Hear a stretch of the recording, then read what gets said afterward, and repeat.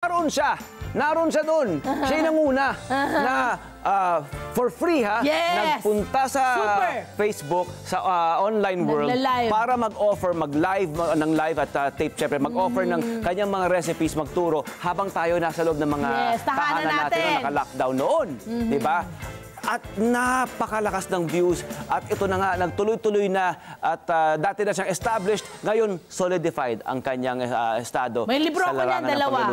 May libro ko niyan, dalawa. Yes, at meron siyang bagong libro na ilalabas at mayroon marami pa nakaline up. Dahil nga talagang sinusubaybayan na chef at ngayon nga talaga, food vlogger. Diba? At syempre, multimedia na itong ating kaibigan na ito. Sobra. Ito na, welcome na po natin, ha? Ito na po siya gumising ng maaga para po sa ating lahat dito sa Love Tony Pedanarasang ang restauratura. Gusto ko yung mga pangalan na ganyan. TV personality at award-winning author. And chef. Yes, at chef, of course. Chef Mike Saldo, a.k.a. Chef Tato!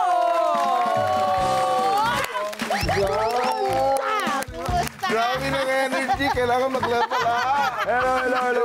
Kamusta? Brother. Kumusta ka na? Chef Tato. Sa vlogging ka na lang namin nakikita. Kumusta na? Anong balita? Eto, gumising naman ng maaga. Hindi na sanay. Ang hirap. Ganun talaga. Alam mo naman yan, TV host ka naman. Alam mo naman ang grind natin dyan. Talagang ganon. Chef! Batiin niyo muna yung mga nakakanonood sa Net 25. Hello, everyone. At may nakikinig sa atin sa radyo din, sa Radyo Aguila. Ay, bongga everywhere. Yan. Hello, everywhere and every time. Chef Tatong. O, diba? Pangalan niya, Chef Tatong. Pero po yung real name niya ay Mike. Ang layo. Mike! Bakit ganon, friend? Ewan ko, sabi kasi ng mom ko, buntis pa siya. Pinangalanan niya ako ng Tatong. Brand ng electric fan nung mga... Huwag na natin pag-usapan yung year. Basta nung kabataan natin. Ganyan, Yun, kaya... Buti na lang na, sabi niya, buti na lang buti kasi... at least hindi naging totoo. Oo nga. Hindi totoo. Masarap din ang totoo, ha? Uy, favorite ko yun pag nilalagyan ng kape. Mula sa isang brand ng electric fan noong 19... Something. Ayaw nga niya sabihin eh. Ngayon ko nga lang narinig yun, ha? Pero hindi ako mahangin, ha? Isa sa mga sikreto ng iyong success, napaka-humble mo. Alam mo si Tatong sa mga food show natin na nagawa sa kabila, si Tatong ang laging nandoon, unang guest natin. Generous sa kanyang skills sa pag-share. At yung mga restaurant niya na atin na-feature talaga noon, hanggang ngayon, mahuhusay talaga. Galing si Tatong kasi syempre, obviously galing sa pamilya ng mga magagaling magluto. Correct. Ilang taong ka ba nung natuto kang magluto? Siguro mga, 6-7 years old. Tutulong, di ba magmalunggay muna or sitaw, parang gano'n naman yung ginagawa mo. Eventually, pwede ako na humawak ng sandok. But usually, gano'n naman sisimula, di ba? Hindi siya conscious na buong recipe, pero parts ng recipe. Cebu. Ayun kaya. I grew up in Cebu. Ito nakikita natin mga pictures sa mga nakikinig sa Radyo Aguila. Sa mga nakikinig sa Radyo Aguila, pinapakita natin yung mga family photos ni Chef Tatong. Tapos talagang mga photos mo, puro may pagkain din. May mga sama-sama malalaki. Medyo payat pa ko dati, di ba? At may buhok ka pa. Dami pa niyang buhok. Long hair. Di ba? Ayun, diba? Both my grandmothers yan. Mahilig magluto. Gaganda nila. Ang swerte mo pala. Mapalad ka at na yun kasi minsan talaga kung sino yung, di ba sinasabi nga nila, pag magdadalaw ka raw sa isang lugar, kung sino yung pinakamatandang nagluluto, dun ka pumunta. At saka iba kasi yung panahon dati kasi, dito ngayon, order ka lang online. Dati, pag gusto mo kumain ng pizza, wala namang maraming pizzeria. Correct. So, gagawa ka sa bahay. Gusto mo kumain ng gano'n. Kung gusto mo ng pizza pie. Pizza pie. Pizza pie Pizza pie pa dati tawag nun, di ba? So, parang gano'n, mapipilitan ka talaga mag-develop ng skill. Kasi wala.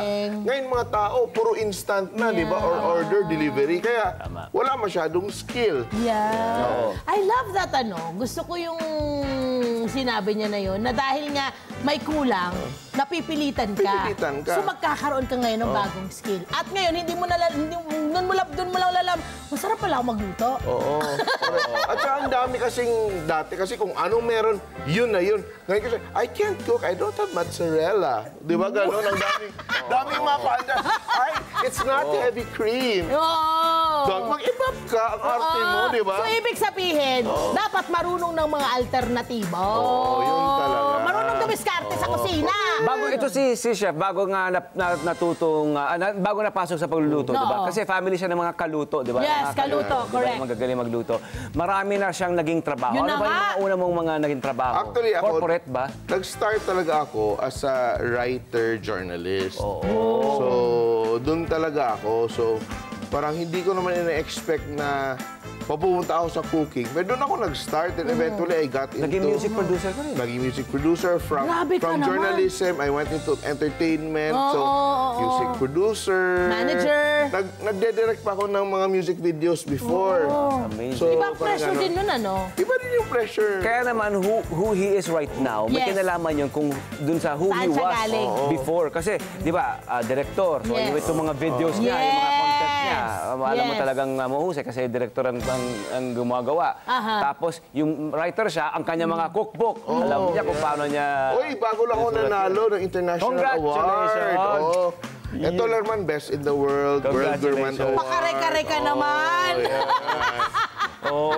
Daming ang dami. Pero ito pa dahil ngayon nagiging multi-hyphenate ka na, di ba? Correct, ang dami na niyang ginagawa May pressure ba? Nadadagdagan bang pressure? Actually, hindi naman ako nape-pressure dahil I just choose what I want to do.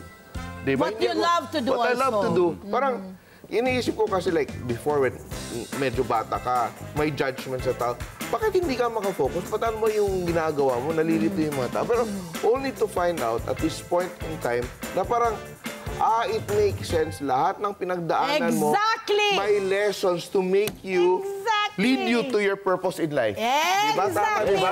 Kaya nga narasan at 25 na kami ni Love. Yes, agree with you. Yun eh. Totoo yun. Yun yung sinasabi niya sa atin. Diba? Meron kang dream na isa. Hindi mo magawa-gawa. Hindi diretso. Pinilalagay ka sa iba't ibang roles, no? But promise, pagdating mo dun sa dream mo, nakakala mo ay hindi mo dream actually minsan. Kaya pala nila ako dinala sa ganun-ganon. Kasi magagamit ang hinahanap mo hindi dream, but life purpose. Ay, wow! Once you find your life purpose, dire-diretso ka na talaga. Totoo. Agree with you. And then, usaping life purpose, ito na. Kailan mo na-realize na ito ang purpose mo sa buhay? Yes, ito na. Actually, yung dati kasi, di ba, when you're young, when you're struggling, you're always parang gusto mo mag-prove ng something. Ginagawa ko kasi gusto mo mag-prove, gusto ko mapakita ng tao. But right now kasi you're just flowing It just happens. Hindi yung parang nape-pressure ko, gagawa ko ng ganyan para sa mga tao, gagawa. Wala ka ng ganyan. You're just living your life. Hindi na, parang you cease doing, you just be who you are. Wow. Diba? Nag-i-enjoy ka na, nakakatulong ka pa. Just be. It is just an expression of yourself yung ginagawa mo. Pero yun nga, parang gusto ko, di ba sabi niya kanina, nung habang nag-uumpisa pa lang siya, may mga pressure ka lang nakita. At ngayon mo na-realize na dapat pala hindi mo pinipressure ang sarili mo. Pero, I think ito dapat matutunan ng mga kabataan ngayon. Pero I think may balance din kasi yan. Kasi sometimes kasi yung tao kasi ngayon, di ba? Parang, di ba, yung mga bata ngayon, YOLO. Di ba? Parang, sige, ganun. Pero, there should be that type of drive nung bata ka. Kasi that is when you develop disiplina. Yes, number 1. Consistency. Correct. Humility na kahit ano ka kataas, babagsak ka, kailangan mo tumaas ulit, di ba? So, kung ngayon kasi, at this point na nagawa mo na yung lahat ng mga fundamentals na yon, kaya mo nang mabuhay. Kasi may disiplina ka na Correct. Hardworking ka na. Once you have all that, it becomes effortless because it becomes a habit. Pero nung bata ka, kailangan mo i-train. Hindi naman pwede nung bata ka, automatic ganun ka. Kaya di ba yung bata, disiplina? Yes. Kaya you should also understand the wisdom ng mga elders na huwag mong gawin yan. Gumising ka na maaga, gawin mo yan. Kasi hindi pa kondisyon yung utak natin at katawan natin to work. Di ba? Or minsan yung routine, ano? Husay mo, brother. Galing, no? I love it. Ay, miss kong makinig talaga sa'yo. So full of wisdom. Si Chef, eto na, marami siyang restaurants na Bro, ngayon. ilan na ang mga restaurant na natayo? Right Paano mo nagawa yung mga yan? We're operating 5 restaurants and we're opening 2 more stores before the end of the year. Bawi from the pandemic. Correct. Iba't ibang mga concept ito, ha? Iba, hindi Sakit sa pare-pareho. ulo, grabe. Pero okay lang yun.